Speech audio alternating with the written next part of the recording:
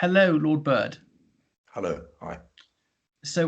Well, I'd like to introduce you to my viewers in case some of them don't know much about you.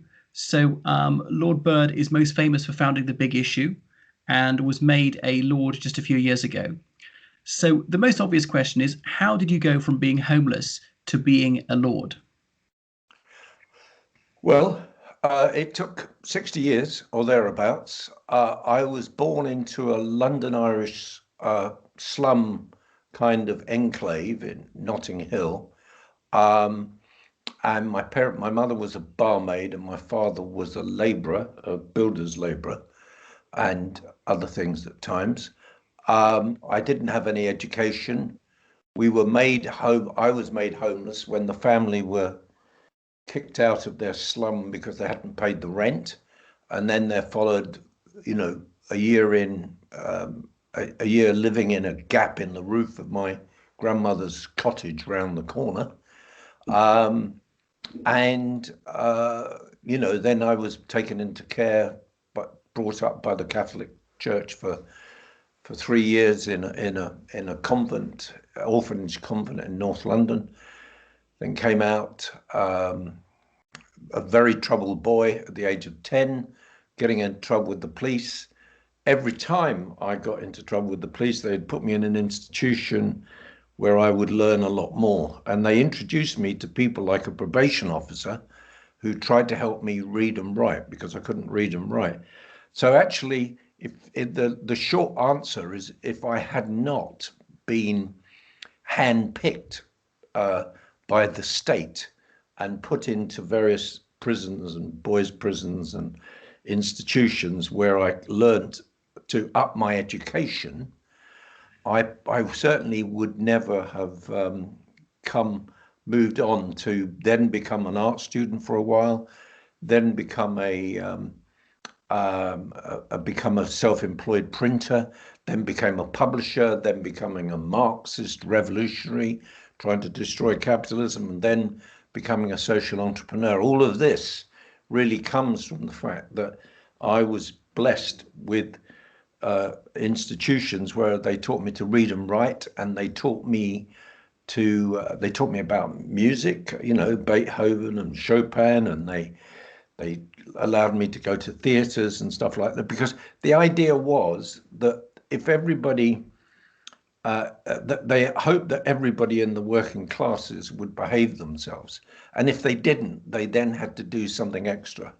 So they'd spent on me as a child, as a young wrongdoer, they spent more on me than it would cost to send someone to Eton. So I think at one stage our costs of running a boy in a reformatory was something like twice the cost of having them go to Eton or Harrow.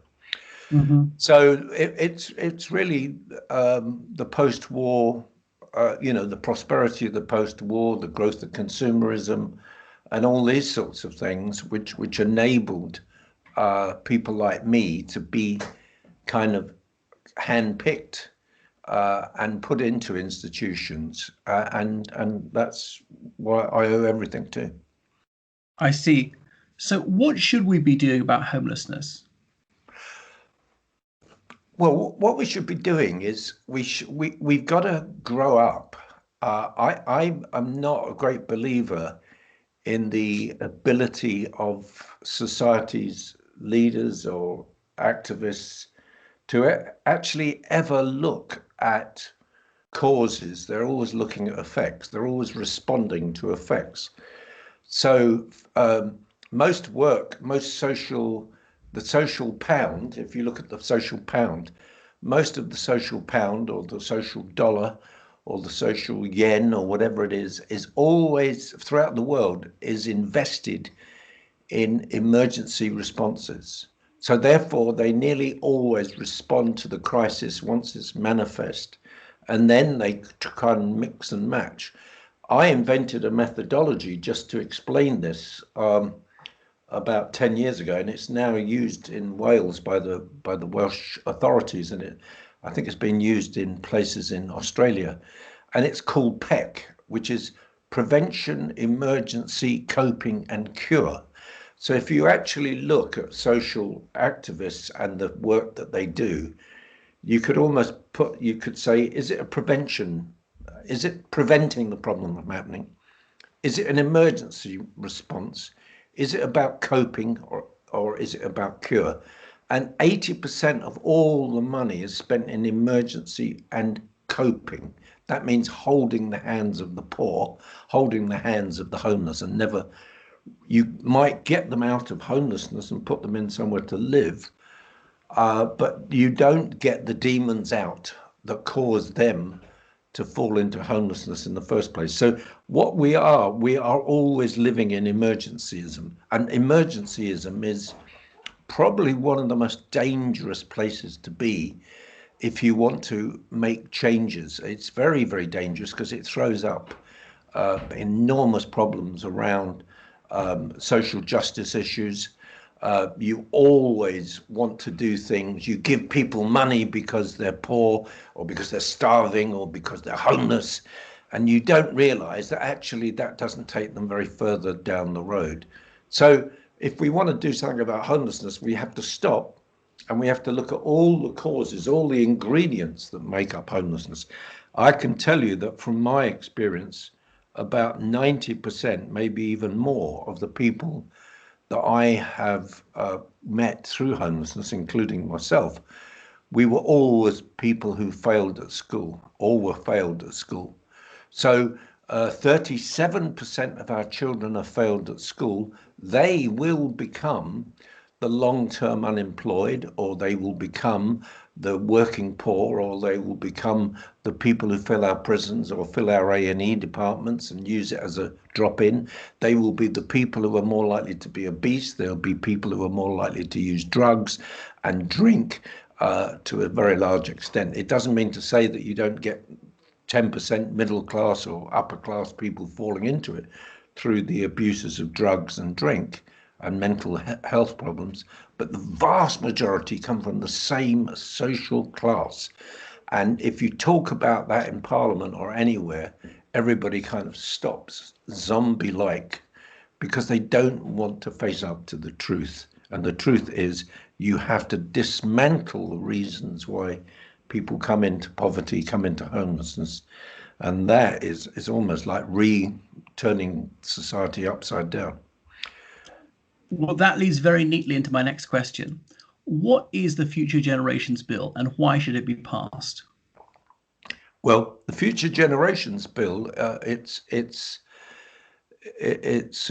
development is really, to some large extent, taking the example of what has happened in Wales.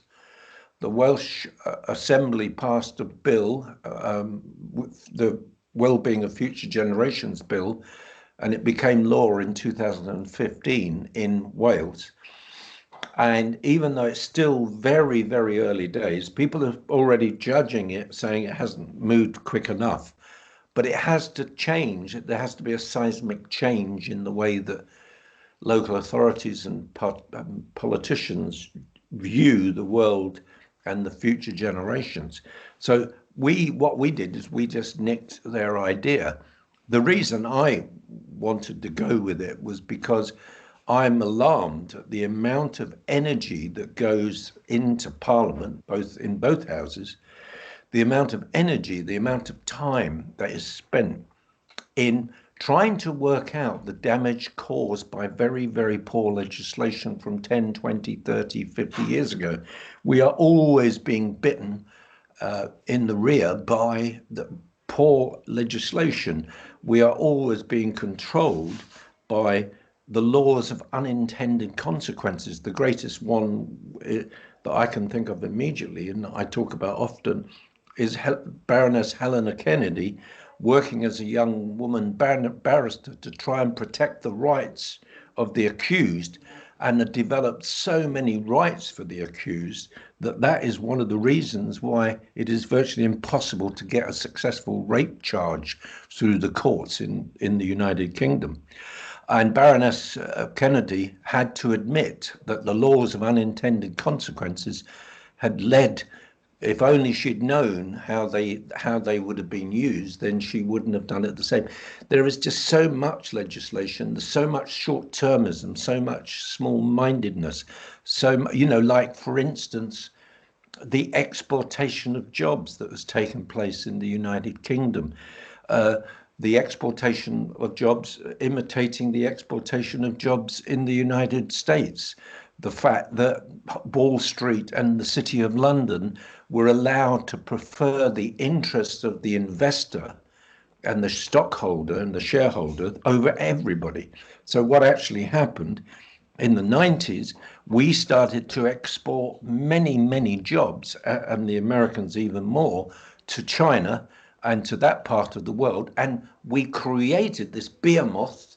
And now we're running into enormous problems because the behemoth has grown up and realizes that it wants to be an imperial nation like the United States has been and like Great Britain has been in the 19th century.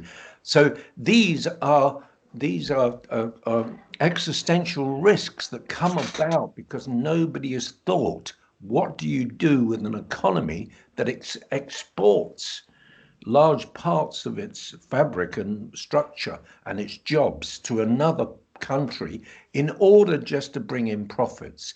The profits are good for a while, and maybe some of it percolates down to people in need, but the vast majority are the laws of unintended consequences. So I am driven through the Future Generations Bill to stop and ask questions about what are we doing? What will be the social echo? What will be the cultural echo of this act or this change to legislation? And because of that, I'm 100% behind the idea that we find a way that stops governments and local authorities from making the mistakes. We live in a world which is a myriad problems. And most of those, if you look at it, are very, very logical outcomes of very, very poor thinking. And you mentioned long ago you were in a group to the left of the Labour Party. Was that the Workers' Revolutionary Party? Mm. And so I was how? member of the Workers' Revolutionary Party because it was very interesting for me because up until I was 21, by which time I had been in a number of institutions and boys' prisons and all that, and learnt to read and write and become quite an educated sort of little git. One of the things I hadn't kicked was my severe racism because I was brought up in an Irish Catholic family. I'm not saying that means that they're all like that, but we were anti-Semitic. We were very much against the British. We were against Indians, Arabs, everybody. We hated everybody from Jews to Arabs and back again. And when I went to Paris and tried this kind of rubbish with some of the haute bourgeois Marxists I met there, I was severely beaten up mentally, not physically. And by a process of osmosis, I adopted Marxism. And the one thing that I had managed to keep is my absolute hostility to racism. Uh, being a one because I felt in a way that my life I had grown, I'd become a foot taller. I felt better in the world. I didn't feel full of a nasty hatred towards people simply because they were the wrong color or the wrong religion. And when I got rid of that, it was marvelous. But the problem was, I then ran into problems with Marxism because it was largely run by highly educated members of the middle class who were, had PhDs and were studying MAs and all that sort of stuff, and actually came from privilege, and they were rejecting all that, and they had an enormous amount of guilt, and they were incredibly disturbed people. I never really met anybody in the Marxist movement that I would want to have a drink with, or even, associate with. They were just highly disturbed members of, members of middle class, guilt-ridden stuff like that. So I found it almost a kind of mental asylum. And I was pretty mental myself, but I was mental in a different way. I wanted to fight. I wanted to beat up racists. I wanted to injure anti-Semites and all that. And of course, they couldn't take that because they thought it would all be by a process of discussion that would turn everybody into a Marxist. Whereas I wanted to be a kind of freedom fighter on the streets of North Kensington and Fulham Broadway. That's why they got rid of me in the end. Oh, I see. So, how does the House of Lords need to be improved? Well, the House of Lords needs to be improved. And this is where I differ with most people. I am not in the slightest bit concerned about the peculiarities of history that throw up the fact that there are, dozens, there's 90 hereditary peers in the House of Lords at the moment, and that is out of 800, or maybe just short of 800. And a lot of people get their knickers in the twist about that. Oh, they get really, really, the Sunday Times was really going on about it. They weren't asking the right question. What they were asking was, how efficient are those hereditary peers? What role do they play? And if you actually, the astonishing thing I found, when you actually look at some of the best performers, they are people who are, earls, viscounts, they are lords, and they've been, their family have been there for hundreds of years. One of the best persons I know, as a person who was in not local authority care, but a kind of care, I've been very, very concerned about the fact that a child leaving at 16, council, local authority care, is largely unsupported and often will end up in homelessness and will end up in being paedophile, rings and all sorts of stuff like that. And one of them, Lord, I forget his name now, but the Earl of whatever, Listowel in Ireland, and he's never been there because it's down the road from where my mother comes from. I know that, and he has devoted his life to these people. So the House of Lords has to be changed on the basis of thinning it out on whether people get involved, whether people are actually making a contribution. And that can be Labour peers, can be Life peers, or can be any peer, whether they are hereditary or not. So what you need is, you need to say, well, the people who are doing the work should be involved. There are two areas that I have not got involved in because I'm not in the House of Lords for that purpose. Because I'm in the House of Lords to dismantle poverty and not to make the poor comfortable. So that's what I'm trying to do with the Future Generations Bill, and I've tried to do it with another bill that I ran, and probably will be doing an education bill soon around that, and a bill around planetary concerns about extinction. So the area is sitting on committees and going through the minutiae of the legislation that comes from the Commons. And the other thing, of course, is the voting system. I very rarely vote. In fact, I've not voted very often because I'm not there to vote, in my opinion. I mean, some people would disagree and say that voting is the best thing about the House of Lords. And I say no, because you're voting on, legislation that, in my opinion, doesn't change anything. It doesn't solve the problem. It just kicks the can further down the road. But that's only my opinion. And of course, I'm allowed to do what I want in the House of Lords. But I would say that people like me are committed to the Lords. We go regularly. We have debates. We raise issues. The big issue that I've been raising at the moment, which is most pressing, and I've managed to get the government to answer on it, but not effectively, is the mass homelessness prospects that are coming out of COVID-19 poverty. People who have lost their jobs and who have lost their income and cannot pay their rent or cannot pay their mortgage. A vast majority of them, hundreds of thousands, we're probably talking about between 700 and a million people who, if the government does not support, will slip into COVID related poverty and will slip into homelessness, and their children will join them in it.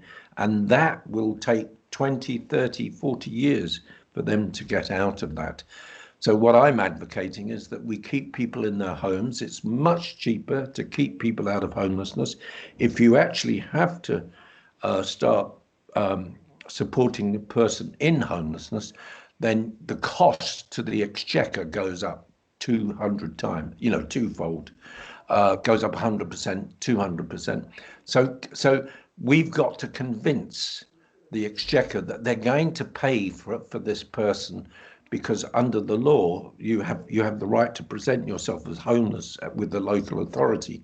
And if the government has to spend a load of money on temporary accommodation, bed and breakfasts, transitional housing, and give social security at the same time, they will be giving it to people who are mentally declining before your very eyes. If they are in their own homes, then you can look after them and keep them for as long as they are in the emergency. Once they're out of the emergency, then they can start paying their mortgages or their rents. So these are so I'm involved in it, and there's quite a lot of people are getting excited about it. We've been working on it for the last 12 months in and around the big issue. But the government's woken up to this fear, but they're almost stonewalling. When you raise the issue, they're kind of stonewalling us and saying, oh no, everything that needs to be done is being done, which is not true. Oh, I see. Goodness. Complete change of tack. You may have seen about Prince Harry and Meghan Markle gave that interview to Oprah Winfrey last month. You're aware of that, no doubt? Yes, I haven't seen it, and I have absolutely no interest in. Well, I've no interest in that tirade. I haven't, in that boxing match between some parts of the press and some parts of the royal family and other parts of the royal family. I think Mhm. I think it's one of the. I think it is. It is. It's like bread and circus. It's just the kind of stuff that you give out when you're trying to avoid the real big issues. And the real big issues is that we are not tackling the climate issue, and we're not even tackling the climate issue in the way in which there is open and free debate. You're either for it or you're against it. You think it's a load of rubbish, or you think that it's everything, and we don't even do that. So as far as I'm concerned, it is a bit like fiddling while Rome burns. But carry on, do ask me. Oh, okay. I was going to say if you had any comment about Oh, their. the only comment is that uh, there are two young people who they live high on the hog, and in an ideal world, they would be allowed to scrap and get on with it, and not waste all of our time on what we need to be concentrating on, which is social justice and justice for the planet, because we have to, if you work it out, it's 100% of the damage that's been done to the planet has been done half of it has been done in the last 50 years. So it took us thousands of years to get to 1970 and to do half the damage that we have done now by the ending of biodiversity in major areas. So in the last half a century, 50 years, when we have been most conscious, when there's been the creation of this planet, save this and save that and green this and green that. We have thousands and thousands and thousands of these organizations all over the world. And we have millions of people involved, and you've got people recycling and all sorts of stuff like that. And at that particular time, we did more damage than we'd done in hundreds and hundreds of years. And that is the most frightening thing. If you just look at the problem of biodiversity and the loss of species and what that does to the atmosphere and to the world that we live in, to the air that we breathe, the water we drink, and all sorts of things. Whether you agree, I know people in the House of Lords, I've had people come up to me and get really angry because they hint that I might be a person who believes the climate, the climate crisis, and they say, "Oh, John, you can't believe this is all a big conspiracy." And then I say to them, all right, then, well, it's a big conspiracy, but explain to me, what are we going to do about the loss of biodiversity? And they're somewhat stymied because I'm not embracing all of it. I'm just saying. So Meghan, whatever, Meghan, what's his name? Harry and Meg, I have no interest in them. The other thing is, I have been asked on occasions, why am I not campaigning to turn Great Britain or the United Kingdom into a republic? And I said, I've lived in 3 countries in my life. One was a monarchy and 2 were republics. So I lived in France for about 18 months altogether. And I lived in the United States for nearly 2.5 years. 2 republics. I would not want to be poor in either of those places. I would not want to be homeless in either of those places. I wouldn't particularly want to be poor in the monarchy that I live in under, but I can't get excited about spending an enormous amount of energy and money on turning us into a republic when, republics, what they do is they produce a kind of mock monarchy. You go to France and you go to the Élysée Palace, where the king lives, the temporary king, and his name at the moment is Macron. Or you go to the White House in DC, and you have the temporary king there, and the president is the king. So they're both monarchies, but they're pretending they're presidential and they're pretending they're republics. They're not. They have more power than any monarch that has ever, well, certainly since the days of Victoria. So anyway, so I don't get involved in all that. If we could make the world a better place by becoming a republic, oh, great. I don't believe in class jealousy or any of those things. There are too many issues to be sorted out before we can get round to sorting out whether or not we should live in a monarchy and everybody should be paid the same money. I think these arguments they don't bring social solutions any nearer. And now, one of your most controversial views, I think, is you said in an interview that you're in favour of the death penalty. Isn't that right? Well, I said 2 things, and what it was, I was interviewed, I think it was the Daily Express, and they said, "Tell us your what is it? Your secret, your hidden secrets." That's the way they said it.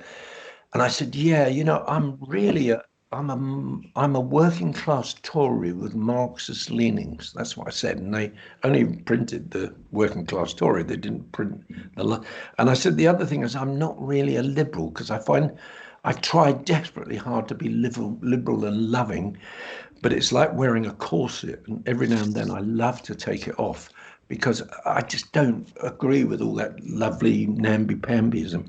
And the other thing is I said that the death penalty is a frightening thing to consider, but consider that what's actually happened with death is it's been privatized.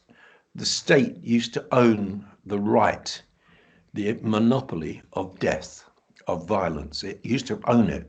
That has been passed around to children to kill each other. That's been passed around to gangs and all sorts of things. So what we've done is we've privatized murder and we've privatized capital punishment. I'll give you an example of that. On the first day of the smoking ban, which I think was about 1999 or under Tony Blair, the first day of the smoking ban, which was a Friday, some guy, this well-known boxer, was visiting a friend who was a bouncer at a club, and the bouncer said, could you help me, because there's a group of guys in there who are ignoring my I've told them to stop smoking and they won't smoke. So he said, I'll go in. And this guy was a 6'9" big Nigerian, muscle bound sort of guy. And he went over and he said, excuse me, you're not really allowed to smoke. You're not allowed to smoke from now on and all that. And they told him to go and get lost. And he said, I'll have to call the police. And as he walked away, they shot him in the back of the head. That was capital punishment. You can call it what you like. That no judge stuck there and put a black hat thing on him. So as far as I'm concerned, I want to open the debate about murder. I want to open the debate about death sentences. Our children are being killed on the streets of London and other places. You're always reading in the paper because somebody has decided to hand out capital punishment. And I want to open up the debate. And one of the ways of opening up the debate is saying, well, why don't we bring back capital punishment? Why don't we return the right to the state for handing out death if death has been handed out by people in the streets or in clubs or wherever? So it was to open up the debate. I think it's terrible. I grew up at a time, my mother was convinced I was going to be executed at some stage because I was a petty criminal, and she'd been told that petty criminals always get a bit less petty and more committed, and in the end they end up murderers. And she thought I was going to kill somebody, rob in a warehouse or something and tie up the night watchman and he would die, and that's often happened. So I was very, very glad in '65 when they took the capital punishment off the statute books. But we have had countless occasions since then of the murder of people. I mean, the murder of those children on the moors. I mean, I personally, if I got anywhere near those people, I would have cut their throats. I really would have. I would have done the job myself. And I wouldn't have minded, serving 10 years for that. Those kind of things. Sorry, I'm just, I still haven't quite made all the niceties of life. I detest the uses of murder by people and the fact that they can get away with it. That's what I hate. I see. Well, thank you. It's been fascinating, very revealing. Is there anything else you'd like to add? Not really. No, I think we got some really serious thinking time to do, and we will have to accept the fact that most of the things that we do in the world always turn out to be quite wrong. The politics, the way that we run politics, the way that we choose the leaders, the quality of the leaders that we get. And it's largely because people leave leadership to other people. In my opinion, we all have to be leaders. And when we become leaders, that means getting involved in saving the planet and getting rid of poverty and doing all those things like that. Thank you. I see. Thank you so much, Lord John Bird. Goodbye. Bye-bye.